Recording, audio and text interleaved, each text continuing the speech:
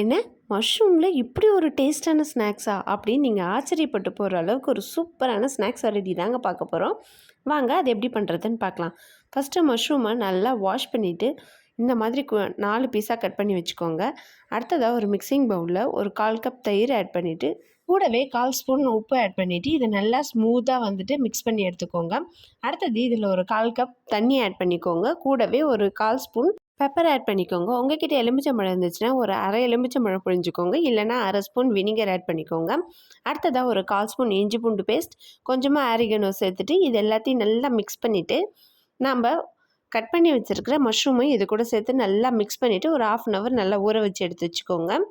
அடுத்ததாக ஒரு பிளேட்டில் 1 கப் மைதா, அரை கப் கார்ன்ஃப்ளவர், கூடவே கொஞ்சம் ஆரிகனோ, ஒரு 1/4 ஸ்பூன் காஷ்மீரி சில்லி பவுடர், ஒரு 1/4 ஸ்பூன் பெப்பர் பவுடர் ஆட் பண்ணிக்கோங்க. இது எல்லாத்தையும் நல்லா மிக்ஸ் பண்ணி எடுத்து வச்சுக்கோங்க. இப்போ நம்ம ஊற வச்சுருக்கிற மஷ்ரூமை இந்த மாவில் போட்டு நல்லா பரட்டி எடுத்துக்கோங்க. ஃபஸ்ட்டு கோட்டிங் முடிச்சுட்டு நான் பக்கத்தில் ஒரு பவுலில் ஐஸ் வாட்டர் வச்சுருக்கேன். அதில் ஒரு டிப் பண்ணி எடுத்து திருப்பி இந்த மாவுலேயே நல்லா கோட் பண்ணி எடுத்துக்கோங்க. இப்போ மாவில் நல்லா ஈரம் போக நல்லா பரட்டி எடுத்துகிட்டு ஒரு பிளேட்டுக்கு மாற்றி வச்சுக்கோங்க. ஒரு கடாயில் பொரிக்கிறதுக்கு தேவையான அளவு எண்ணெய் விட்டு எண்ணெய் நல்லா காஞ்சதும் இப்போ நம்ம மாவில் பரட்டி வச்சுருக்கிற மஷ்ரூமை இதில் கூட நல்லா போட்டு நல்லா கோல்டன் ப்ரௌன் வர அளவுக்கு நல்லா பொரித்து எடுத்துக்கோங்க.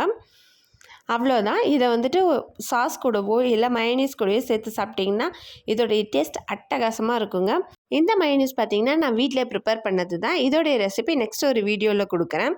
அவ்வளோதாங்க, நம்மளுடைய சூப்பரான டேஸ்டியான KFC ஸ்டைலில் ஃப்ரைடு மஷ்ரூம் ரெடி ஆகிடுச்சுங்க.